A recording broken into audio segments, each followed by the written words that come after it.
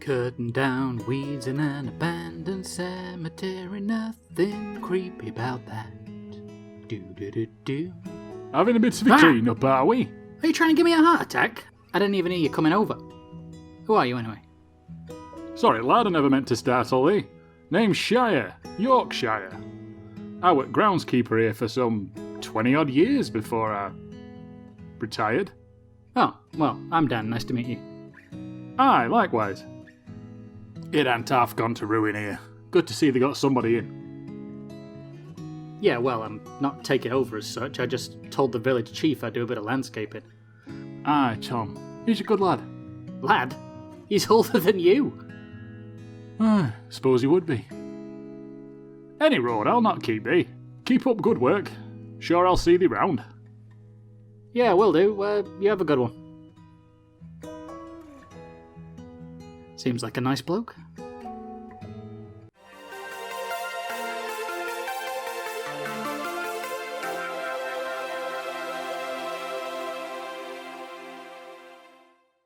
Hello everyone and welcome back to Voxel Tales. My name is Dan and this is episode 6 of Modded Minecraft.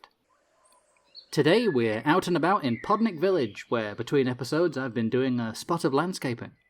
If we look on the map, you can see that I've dug out this entire section that was once a hill, because half of the village is on this side of the hill and half of it is on the other side, which I'm sure seemed like a good idea to somebody at some point. But now we're working on making things a little more cohesive, and at the very least you can now see the other side. The village is also a lot higher at this end than over there, so I've been working to bring everything to be a bit more level. I've been doing all this off camera because I doubt anybody actually wants to watch me doing it. I mean, you can watch me do it if you want, I've been recording most of it. Just let me know in the comments and I could make it a time lapse or something. Between episodes I have also, if we pop over here for a second and call the lift. Oh yes, I've installed a platform. But Dan, we didn't have any slime to make the pistons sticky. Well now we do. I established that if we go into here and search for slime, we can craft it from wheat dough and lime dye.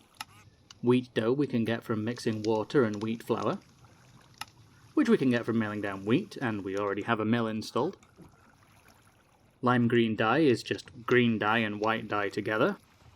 White dye is basically just bone meal, and green dye can be crafted from ferns, which there was a ton of around the cemetery, so I went and nabbed some. So yeah, now we have access to slime. What else? Oh yeah, I installed a couple of waystones. I also got footage of me making them, so if the editor would be so kind as to insert them right here, I would appreciate it.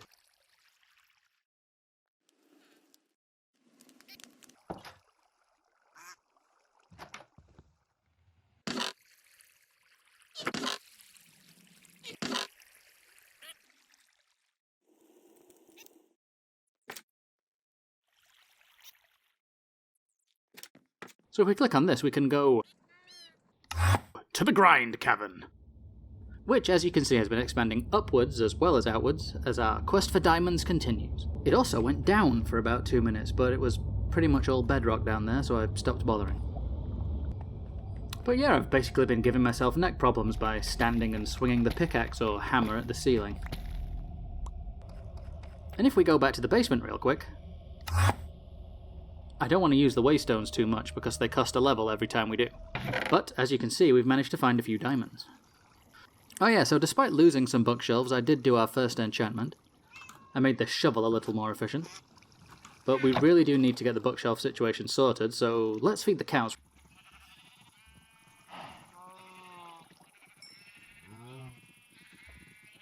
Harvest and replant the wheat field, and we'll have enough cows in no time.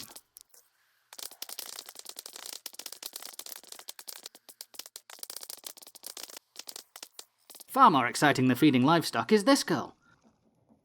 I found her stuck on the edge of Mallory Pond, and I've named her Callie. In fact,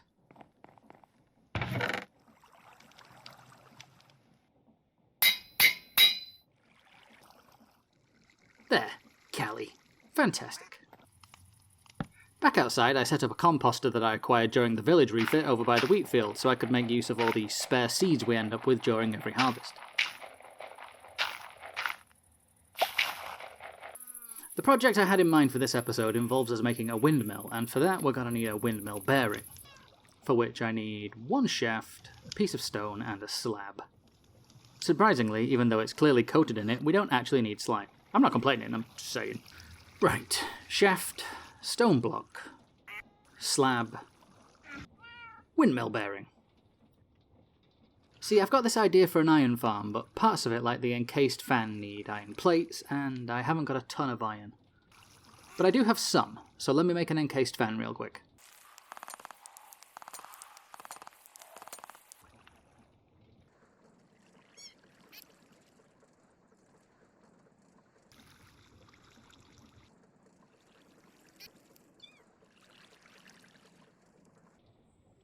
We're also going to need some sails, or the windmill won't be doing much of anything. And so we need 2 sticks, andesite alloy, and wool. Well, we've got a ton of sheep outside, so let's give them a bit of an edge shearing.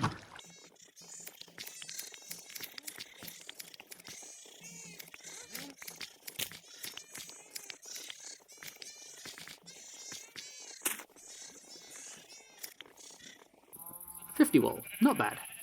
Okay, sticks.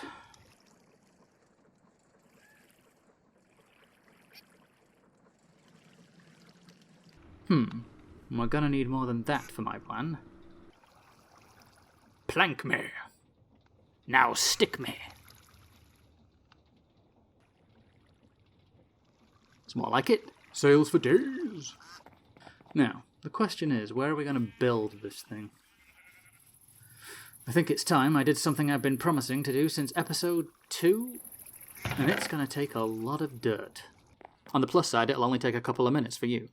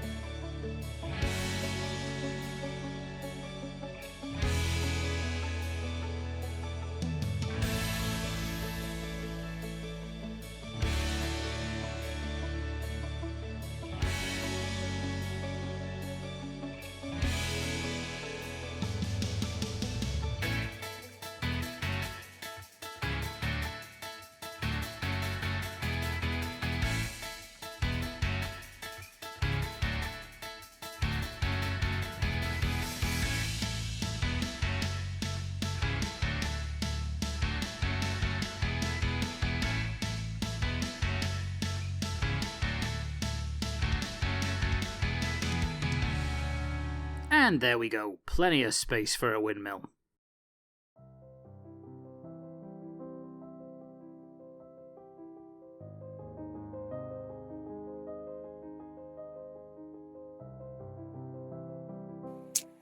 And here we see the lesser-brained Dan, in his unnatural habitat, trying to figure out the height and position of his windmill bearing using the convoluted making a weird dirt staircase method. Due to severe mental deficiency, this specimen has been known to take several days to accomplish the most simple of tasks. His progress today, therefore, has been nothing short of magnificent. truly magnificent. Well, that's not what we want.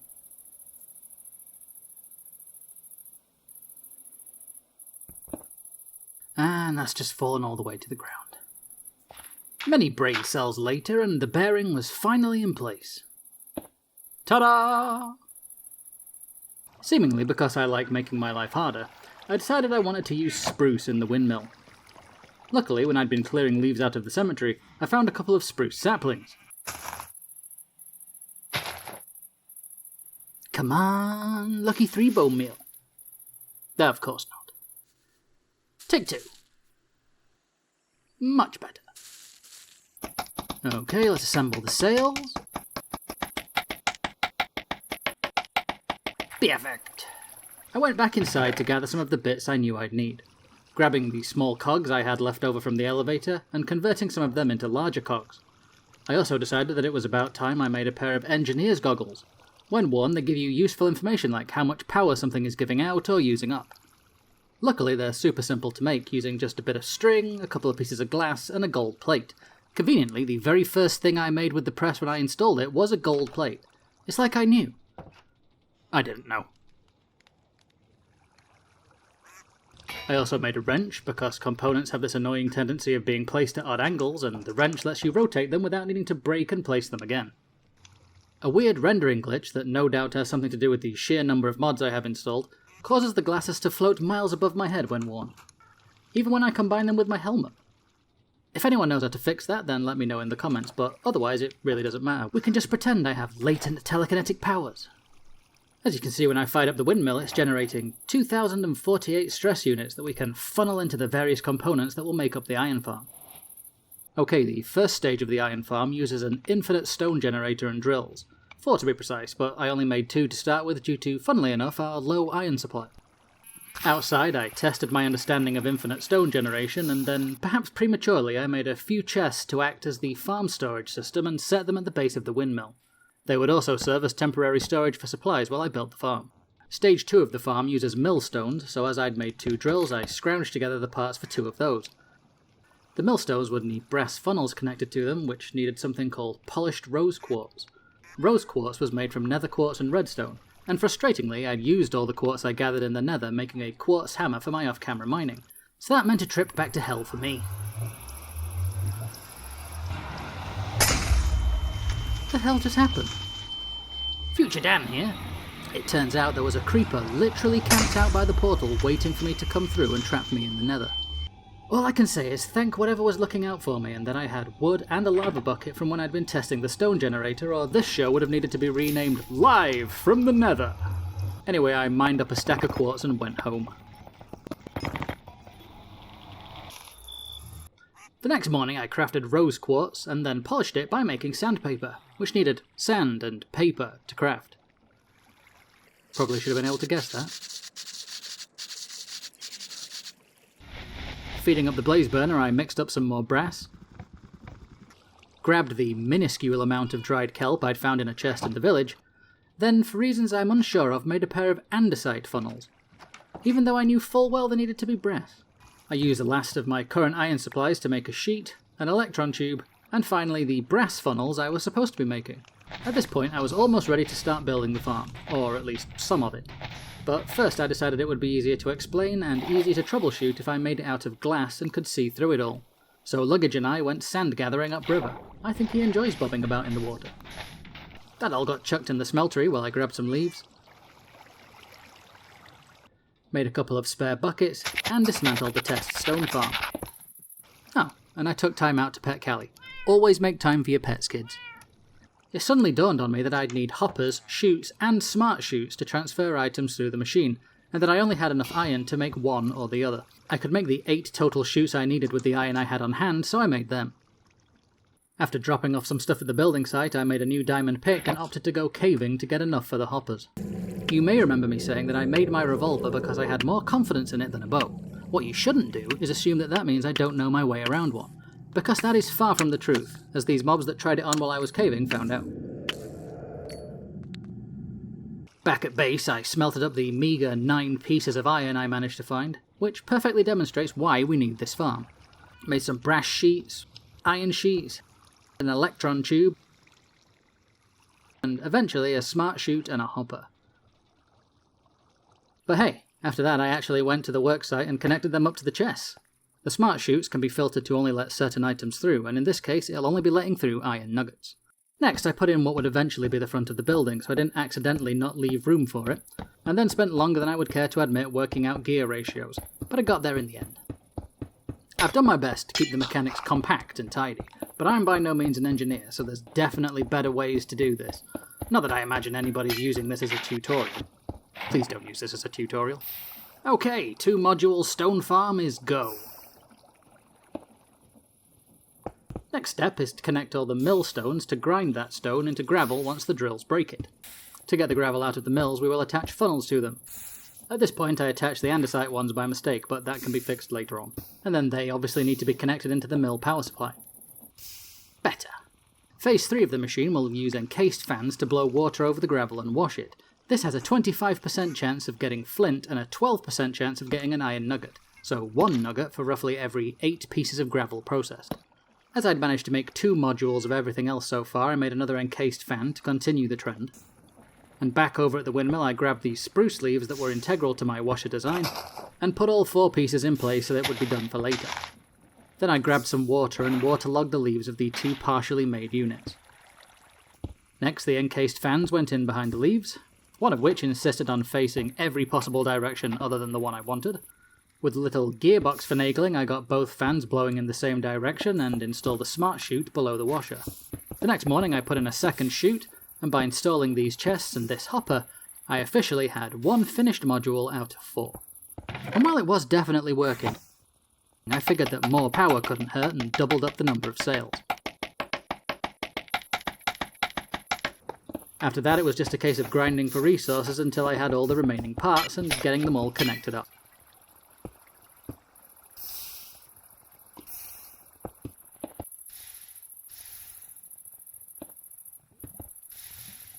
As I was getting things connected up, I got ambushed by another group of raiders from the castle. I found him! Boss, this way! Help? You might as well give up. Yeah, not today, Sunshine.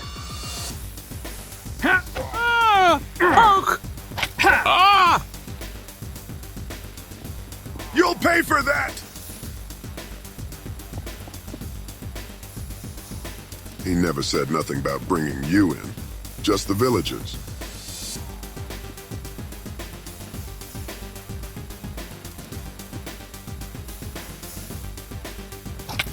Ha! You ain't gonna sneak up on me.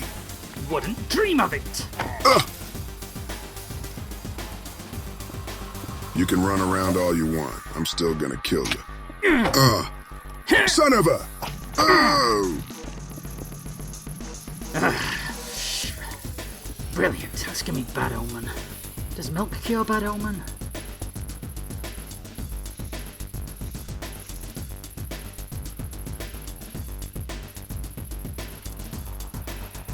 I see you. You're not getting away. Another one. No!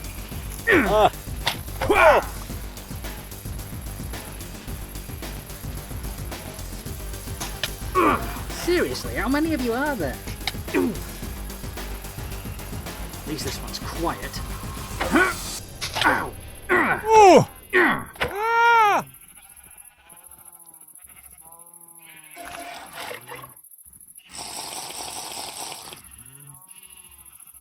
Well, I guess that answers that question.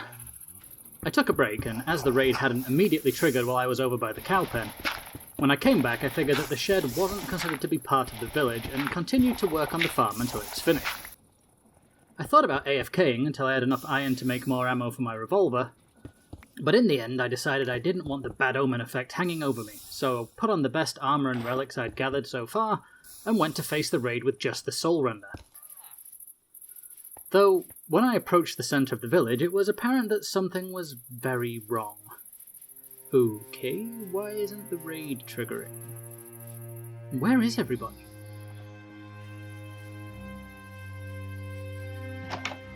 Hello? Anybody around? Anyone? I looked around, but there was no sign of any of the villagers. No Edwin the horticulturist, no leather worker or the florist who lives across from the shed, no Tom, or even those villagers I ran into when I first arrived. Everyone was just gone. Suddenly, something that pillager said made more sense. He never said nothing about bringing you in. Just the villagers. Just the villagers. Just the villagers. Oh no.